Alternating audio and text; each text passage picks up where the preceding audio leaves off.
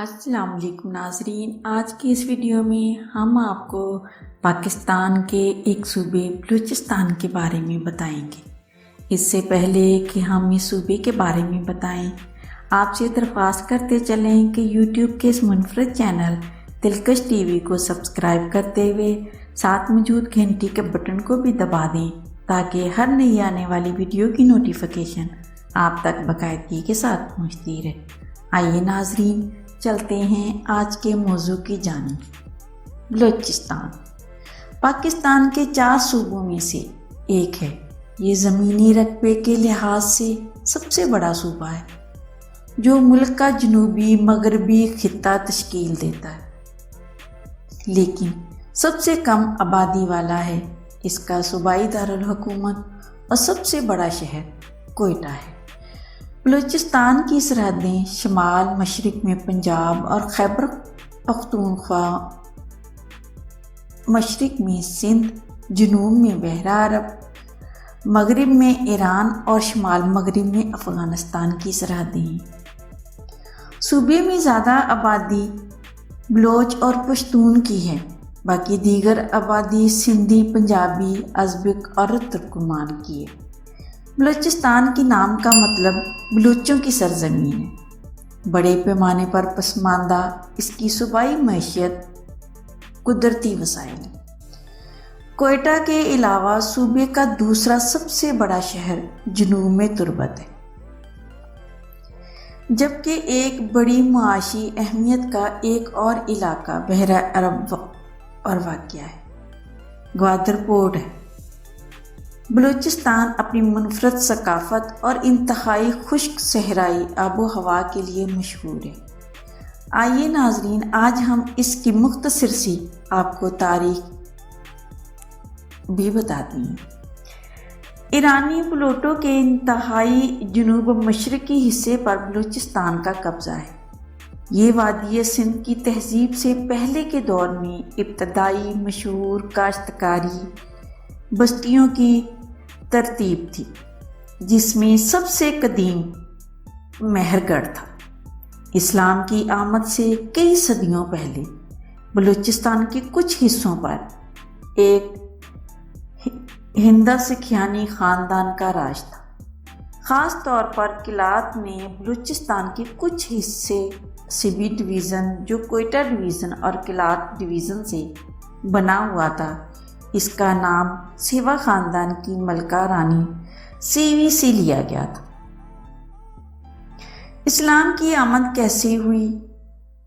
654 میں خلافت راشدین نے ایک بغاوت کو کچلنے کے لیے ایک اسلامی فوج بھیجی تھی، جو اب جنوبی افغانستان میں ہے۔ زرنج کو فتح کرنے کے بعد شمال مغرب بلوچستان کے ضلع کوئٹہ سے ہوتا ہوا دھاور کے قدیم شہروں تک اس علاقے کو فتح کیا، سوائے اس دفاعی پہاڑی قصبے کیان کے جو اب کلات ہے۔ 663 میں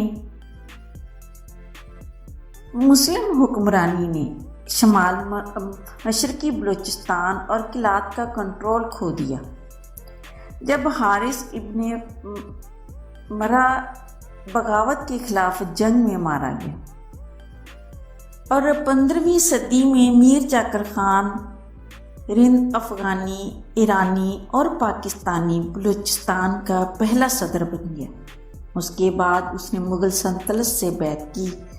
بعد میں نادر شاہ نے مشرقی بلوچستان کے دیگر حکمرانوں کی بیعت حاصل کی۔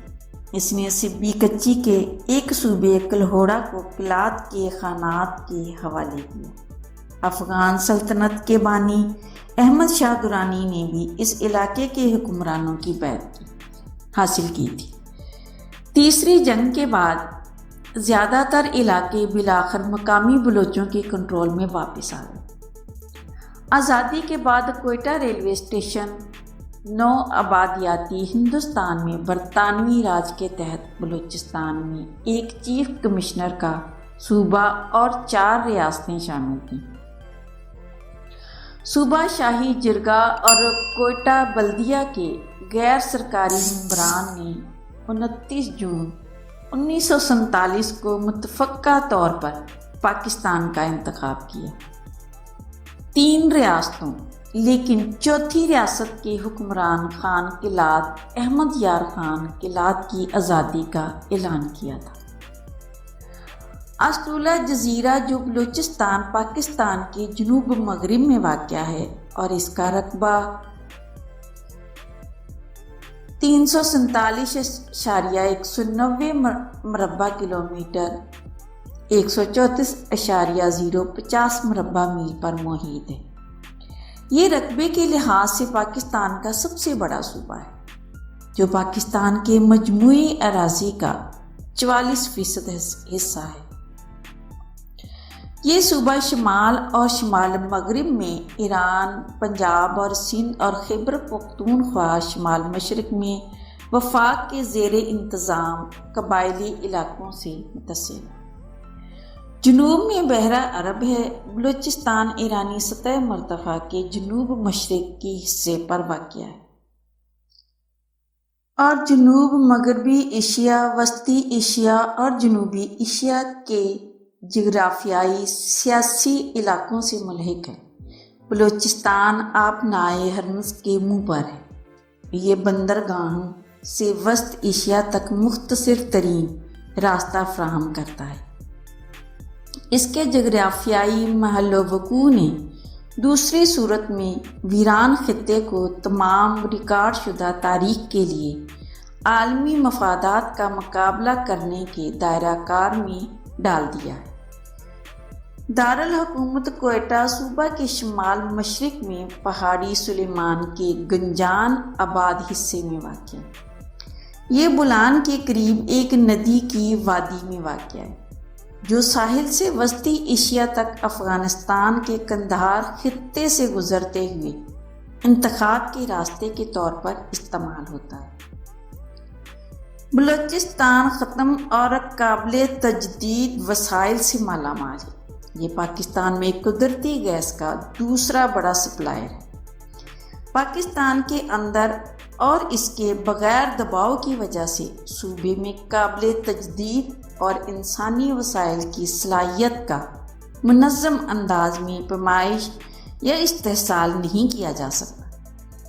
مقامی باشندوں نے شہروں میں رہنے کا انتخاب کیا ہے اور ہزاروں سالوں سے پائیدار آبی وسائل پر انحصار کیا۔ بالائی پہاڑیوں کی آب و ہوا انتہائی سرد سردیوں اور گرمیوں میں خصوصیات گرم ہے۔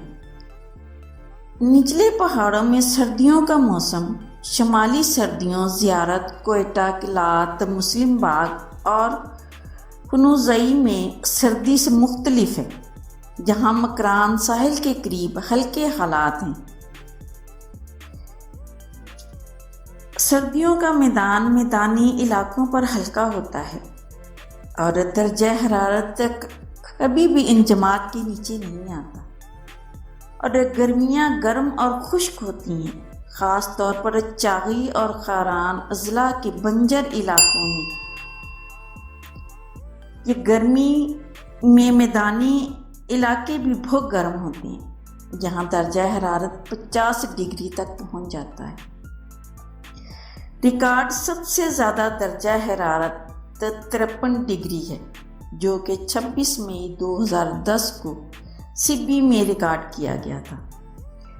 دیگر گرم علاقوں میں تربت اور دلبادین شامل ہیں۔ یہاں کے مشہور تعلیمی ادارے اور college Bolan university of medical and health sciences, Makran medical college, Loralai medical college, جھلاما medical college, Khuzdar Quetta institute of medical science, engineering یونیورسٹیوں Balochistan university of engineering and technology, Khuzdar Balochistan university information technology, engineering and management sciences, Quetta عام جامعات، جامعہ بلوچستان کوئٹہ، الحمد اسلامی university Quetta, Sardar Bahadur Khan women university لسبیلا، university of ज़राअत पानी और समुद्री science अल्जसबेला Turbat university Loralai university. 1998 की मरदमशुमारी के मुताबिक बलूचिस्तान की मजमूई आबादी 6.565.885, जिनमें ज़्यादातर 6.484.006 मुसलमान थे। सूबे में हिंदू और ईसाई अक़लियतें भी थीं। 1998 की मरदमशुमारी में रिकॉर्ड किया गया था कि सूबे में 39,00039 थी और सूबे में 26,462 अफराद मसीही बरादरी थी। बलूचिस्तान पाकिस्तान की मईशत बड़ी हद तक कुदरती गैस, कोयला और दीगर मादनियात की तैयारी पर मबनी है। बलूचिस्तान की एक नज़रअंदाज किया हुआ सूबा कहा जाता था, जहां आबादी की अक्सरियत को सहूलियात का फुकदान था। 1970 की दहाई के वस्त से अब तक पाकिस्तान की GDP में सूबे का हिस्सा 4.9 से कम होकर 3.7% रह गया था। ताहम 7वीं NFC अवार्ड में सूबा पंजाब और फेडरल ने इसके मुस्तहिक आबादी पर मबनी हिस्से से ज़्यादा बलूचिस्तान को बढ़ाने में दिया। अगरचे ये सूबा बड़ी हद तक तो पसमानदा है, लेकिन बलूचिस्तान में स्ट्रेटजिक एतबार से अहम कस्बे में एक गहरे समंदरी बंदरगाह की तामीर समेत कई बड़े तरक्याती मंसूबों पर काम जारी है। इस बंदरगाह पर चीन और वस्ती एशियाई जमहूरिया चीन से आने वाली तवानाई और तिजारती राहदारी का मरकज़ होने का इम्कान।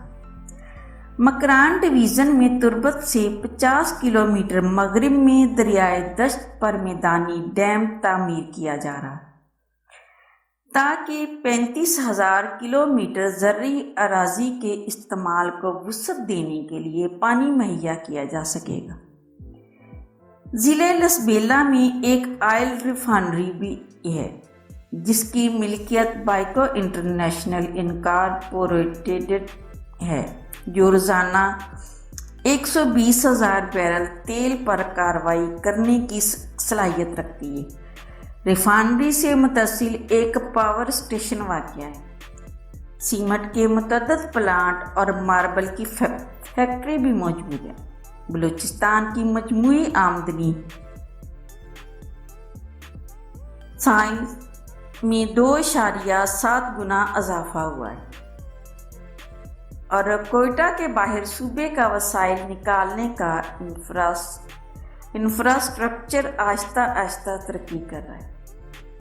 बलूचिस्तान में सियाहों के देखने के लिए बहुत सी जगह मौजूद हैं। सूबे के अंदर सियाहत के लायक बहुत से मकामात हैं, मगर 9/11 की दहशतगर्दी की वजह से होने वाली दहशतगर्दी के हमलों के बाद बलूचिस्तान में सियाहत में तेज़ी से कमी वाक़या हुई थी। ताहम हाल ही में बलूचिस्तान में सियाहत बढ़ रही है और दहशतगर्दों के खिलाफ लड़ाई भी कामयाब साबित हुई। चीन पाकिस्तान इक़्तिसादी राहदारी यानी CPEC का मकसद सड़क के नेटवर्क को बेहतर बनाकर बढ़ती हुई सियाहत की सनत को बहाल करना है, जिससे यहाँ की आवाम को रोज़गार और आमदनी पैदा हो और साथ ही पाकिस्तान को अपनी GDP को बेहतर बनाने में भी मदद मिलेगी। आइए नाजरीन, हम आपको बलूचिस्तान की खूबसूरत जगहों के अब नाम भी बताते हैं।